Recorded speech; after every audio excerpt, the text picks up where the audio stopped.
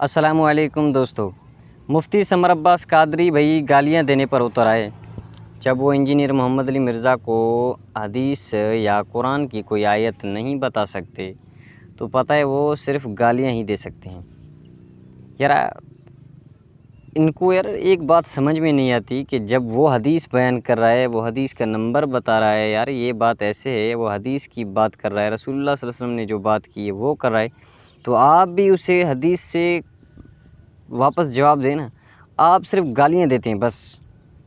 یہ آپ لوگوں کی یار کون سی عادت ہے؟ خدا کو مانے مفتی سمر عباس، کچھ اپنی اصلاح کریں، کچھ اپنے جو آپ کے سامنے یہ چھوکرے بیٹھے ہوتے ہیں نا ان کی اصلاح کریں یار۔ ان کو گالیاں دینا تو نہ سکھائیں نا۔ یہ آپ کی تربیت کس نے کی ہے؟ میرا تو اس جس نے آپ کی تربیت کی ہے نا اس کو 40 توپوں کا سلام ہو۔ اللہ ایسی آپ کی تربیت کی اس نے یار کہ آپ اس کو انجینئر محمد علی مرزا کو گالیاں دیں، اس کو پہنچ نہیں سکتے، اس کو حدیث کا حوالہ نہیں دے سکتے تو اس کو گالیاں دیں گے، بس یہ بات ہوئی کیا یار؟ پاس موبائل میں کلپ محفوظ ہے، اب جمعے میں ٹائم تھوڑا ہوتا ہے اور ویسے بھی یہ ناپاک کی میں کیا آپ سرچ کر لیں، نہ ملے میں ذمہ دار ہوں۔ یہ بابیادت مخالف ہے ہی ہے نا، وہ جڑا الو دا پٹھا ہے اور مرزا جی آپ پتہ نہیں پلمبر جی کیا بلا ہے وہ میرے پاس کلپ کسی دوست نے بھیجا، کہتا ہے اے ماں تے شاہی کوئی نہیں، ماں کے بارے میں ماں تے شاہی کوئی نہیں، ماں کے شاہب ہے۔ او ہو مجھے تب سمجھ آئی، معذرت کے ساتھ سارے سننے والے بھی معذرت کے ساتھ، میں معذرت کر رہا ہوں، مجھے تب پتہ، میں سمجھتا تھا یہ صرف پیو کوئی نہیں، یہ جی تو ماں بھی کوئی نہیں، یہ تو کھوتی دا پتر لگتا ہے، میں نو یہ تو کسی جانور کا بچہ ہے یار۔ یقین کرے یہ کلپ میں آپ کو دکھاؤں گا، لیکن پہلی مرتبہ جب میں بات کرتا ہوں تو میں ایسے ہی کرتا ہوں تاکہ پتہ چلے۔ میں سمجھتا سی یہ پیو کو نہیں، تاں ہی ساڈے بابیاں دا مخالف ہوتا تو کوئی نہیں، ساڈے نو بھی پائے گئے، لیکن وہ تو بعد میں پتا جی کہ ماں کے شہب ہے، ماں تے شاہی کوئی نہیں، ایسا بھونک رہا ہے کمال والی۔ وہ تیری ماں واقعی تو ہے ہی کھوتی دا بندے دا پتر ہوندا نا، تیری ماں ہی تینوں پوچھ لیندی، پہلے بزرگاں دا مخالف بنے، ہن تو مینوں پہ گیا ہے۔ ایک تو یہاں تک بکواس ہے، اب اس سے بھی ایک اگلی بات، وہ بھی مجھے دوست نے بھیجا، میں حیران ہو گیا یار، ایسا یتیم العلم یزید الفکر خبیث النسل والاصل والعقل مطمئن کمینہ انٹرنیشنل بغیرت۔ تو یہ کلپ کاٹنے سے مجھے کوئی نقصان نہیں ہوگا، بار بار مجھے قادیانی کہنا، اس میں سے کیا نکلا ہے؟ انہوں نے نقصان اٹھایا نا۔ قادیانی یہ کہتے رہے میں نے چشتی رسول اللہ اشرف رسول اللہ پڑھ کے انہوں نے چولہا لا کے رکھ دیتی ہیں، یہ اس کی وجہ سے ہی ہوا نا سب کچھ، تو انہوں نے نقصان ہی اٹھایا نا اس کی وجہ سے۔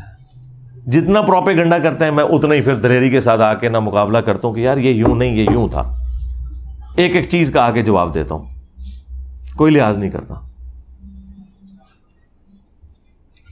ابھی وہ اگلے دن ایک مولانا صاحب نے ایک میرے خلاف کلپ چڑھایا ہوا اور گالیاں دیں۔ یقین کریں ہمارے سٹوڈنٹس کو تو جو بیچارے جذباتی قسم کے ہیں نا، وہ ویڈیوز دیکھ کے غصہ آتا ہے، جو میرے ساتھ بیٹھنے والے ہیں نا وہ میرے ساتھ بیٹھ کے ہنستے ہیں صرف ویڈیوز دیکھ کے۔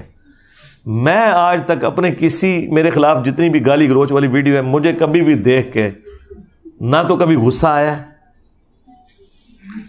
نہ کبھی کوفت ہوئی ہے، بلکہ میری تو میمز ہی وہی ہوتی ہیں جس میں مجھے گالیاں نکال رہے ہوتے ہیں۔ کوئی مجھے تو مزہ آتا ہے کہ یار ان کے پاس اب کوئی چیز نہیں ہے سوائے گالیاں نکالنے کے۔ باقی اس چیز کا ضرور دکھ ہوتا ہے کہ ان کی کیا اسلامی تربیت ہوئی ہوئی ہے، وہ الگ بات، لیکن اس کا مجھ سے تو کوئی لینا دینا نہیں۔ تو اگلے دن ایک مولانا نے ایک ویڈیو چڑھائی ہوئی کہ انجینئر صاحب کے اندر ماں تے شاہی کوئی نہیں۔ اچھا اب اللہ کے بندو، مطلب یہ کوئی بات ہوئی ہوگی نا، اس کے کوئی شروع میں کوئی اول آخر کوئی بات ہوئی ہوگی، ٹھیک ہے؟ یہ بات تو اللہ کے نبی نے بات کی ہوئی ہے، بخاری مسلم دونوں میں حدیث ہے، تم میں سے کوئی شخص اس وقت تک مومن ہی نہیں ہو سکتا جب تک کہ میں اسے اس کے ماں باپ اولاد سب لوگوں سے بڑھ کر عزیز نہ ہو جاؤں۔ اسی کو میں نے ٹرانسلیٹ کیا کہ جہاں کہیں اللہ اور اس کے رسول کی بات آ جائے وہاں ماں باپ تشائی کوئی نہیں۔ آپ مجھے بتائیں، یہ تو حدیث ہے بخاری مسلم کی، اس کو ظاہر ہے میں نے اپنے انداز میں بیان کیا ہے نا۔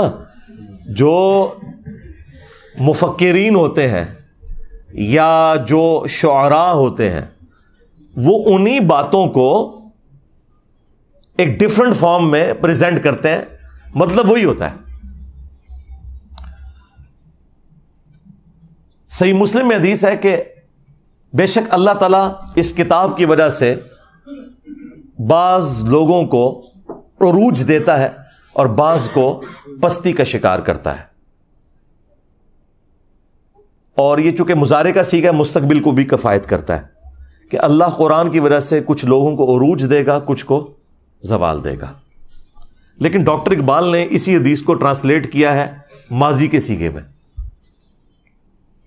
وہ زمانے میں معزز تھے مسلمان ہو کر اور تم خوار ہوئے تارک قرآن ہو کر. یہ جواب شکوہ کا شعر. حدیث میں تو یہ نہیں تھا. حدیث میں یہ تھا کہ اس کتاب کی وجہ سے قوموں کو عروج ملے گا اور بعض کو زوال ملے گا. مستقبل کی خبر تھی. ڈاکٹر اقبال نے اسے ماضی کی خبر بنایا کیونکہ آج ہم مستقبل میں بیٹھے ہیں, ہمارے لیے تو ماضی ہو چکا ہے. ہمارے ساتھ جو کچھ ہوا, چاہے وہ ہمارے ساتھ تاتاریوں نے کیا یا کلونین پاورز نے کیا, ہم نے خواری تو کاٹ لی ہے. تو اسی بات کو ایک ڈفرنٹ انداز میں انہوں نے پہنچا دیا کہ محمد سے وفاتوں نے تو ہم تیرے ہیں, یہ جہاں چیز ہے کیا لوح و قلم تیرے ہیں. اس پہ جواب شکوہ کنکلوڈ ہوا ہے نا. دیکھیں مولویوں کی کوئی تقریر ڈاکٹر اقبال کے شعروں کے بغیر مکمل نہیں ہوتی. اور کہتے ہیں علامہ اقبال نے فرمایا. علامہ اقبال کو کہڑی ڈگری سی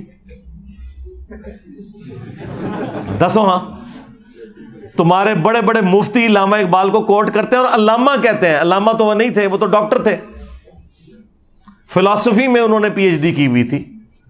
دین انہوں نے اسی طرح حاصل کیا جس طرح میں نے. بہرحال میں نے تو الحمدللہ جس لیول کے اوپر آپ کے سامنے بیان کیا ہے, تو ڈاکٹر اقبال نے بھی ویسے بیان نہیں کیا کہ آپ کو آیات یا حدیث کے کوئی حوالے بتائے ہوں. لیکن انہوں والے تک علامہ اقبال کہتے ہیں, انہوں تک کہنا چھوڑ دیں کہ محمد سے وفاتوں نے تو ہم تیرے ہیں, یہ جہاں چیز ہے کیا لوح و قلم تیرے ہیں. یہ اللہ کی طرف سے انہوں نے جواب دیا کہ اگر تو نے میرے نبی کے ساتھ وفا کی نا اے امت محمدیہ صلی اللہ علیہ وآلہ وسلم, پھر ہم تیرے ہو جائیں گے. اور یہ دنیا تو کوئی چیز نہیں, لوح و قلم پہ بھی فیصلے پھر تمہاری دعاؤں کے اوپر ہوں گے اگر تم میرے نبی کے وفادار رہے. اب یہ قرآن و حدیث میں ان الفاظ کے ساتھ تو کہیں بات موجود نہیں, لیکن پورے قرآن و سنت کی تھیم یہی ہے کہ کی محمد سے وفاتوں نے تو ہم تیرے ہیں, یہ جہاں چیز ہے کیا لوح و قلم تیرے ہیں.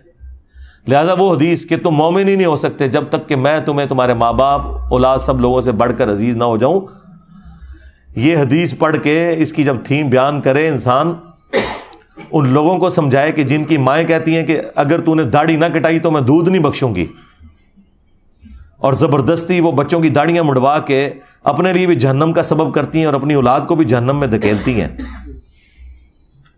اور اپنی بچیوں کا حجاب اتروا دیتی ہیں کہ اچھے رشتے نہیں ملیں گے, اور بعد میں بھی جو ملتے ہیں رشتے وہ بھی جو گند کھاتے ہیں بعد میں وہ بھی پتہ چل جاتا ہے.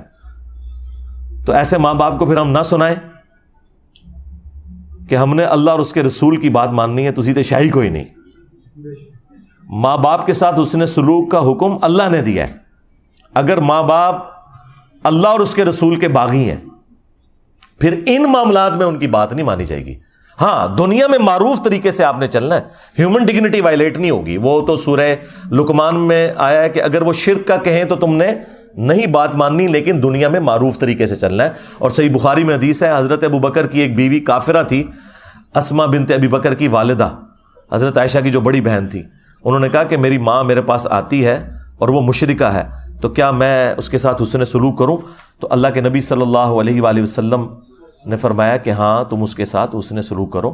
یعنی دنیا میں آپ نے معروف طریقے سے معاملات کو لے کے چلنا ہے, سیدھی سی بات ہے.